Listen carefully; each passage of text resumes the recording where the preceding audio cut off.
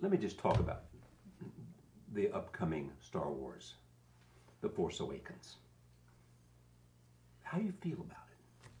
Well, it's, I made the decision to sell the company with Star Wars. I made that decision because I looked at the future. I looked at the fact that I was going to have a baby. I looked at the fact that I was married. And I looked at the fact that I wanted to build a museum. And I looked at the fact that I wanted to make experimental films. So my life was going on a different track. I noticed the last few movies that I'd made were costing the company a lot of money. And I didn't think that was fair to the people that worked there or the company.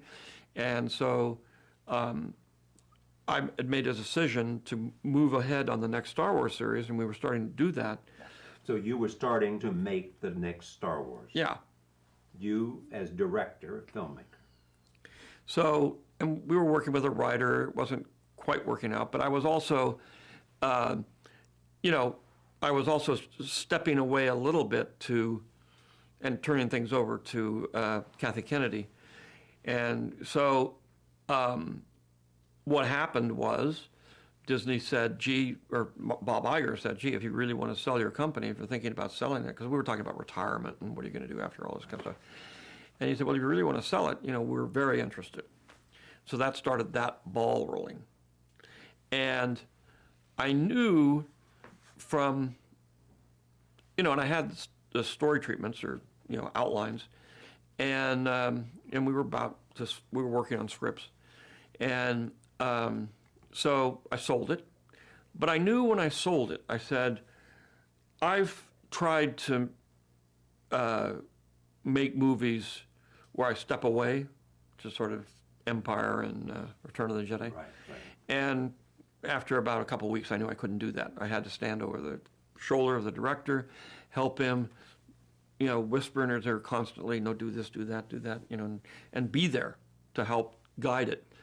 And it was much harder than if I had just directed it myself. J.J. Abrams. J.J. Abrams. He's a good director, and he's a good friend, and all this sort of thing. But he's also a top director, his own company, and all this other stuff. And Disney, who was a little nervous. There's one of the issues was the first three movies had all kinds of issues. They looked at the stories and they said, we want to make something for the fans. So I said, all I wanted to do was tell a story of what happened. It started here and it went there. And it's all about generations, and it's about, the issues of fathers and sons and grandfathers. And it's a family soap opera. I mean, ultimately. We call it space opera, but people don't realize it's actually a soap opera. And it's all about family problems and it's not about spaceships. So they decided they didn't want to use those stories. They decided they were going to go do their own thing. And so I decided, fine. But basically, I'm not going to try to, they weren't that keen to have me involved anyway. But at the same time, I said, I'm not going to, if I get in there, I'm just going to cause trouble. Because they're not going to do what I want them to do. So, and I don't have the control to do that anymore. And all it would do is muck everything up. So I said, okay, I will go my way and I'll let them go their way. And it really does come down to a simple rule of life, which is when you break up with somebody, the first rule is no phone calls. The second rule, you don't go over to their house and drive by to see what they're doing. The third one is you don't show up at their coffee shop or the things what you're going to run in. You just say, no, gone, history, I'm moving forward. Because every time you do, and we all learn this from experience, every time you do something like that, you're opening the wound again. And it just makes it harder for you. You have to put it behind you, and it's a very, very, very hard thing to do. But you have to just cut it off and say, okay, end the ball game. I got to move on. And everything in your body says, don't, you can't. And these are my kids.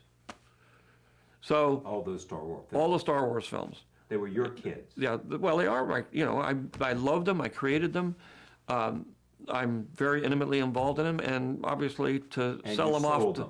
I sold them to the white slavers that take these things and okay, but having said all that, and having talked to you for the last, and known you for a while, and admired you, it must hurt you. Well, no, it's your family. No, It's but the I- lad's story. but- It's but- your but- story. But in It's the end, you. But I knew there's 3 more stories, and I knew that was going to probably take, to do it right would take about 10 years. And I said, I'm 70. I don't know whether I'll be here when I'm 80. Every 10 years the odds get less. And so I said, and I'm not ready to do that because I want to do these other things. So I have to make the decision on my own that it's time for me to move on.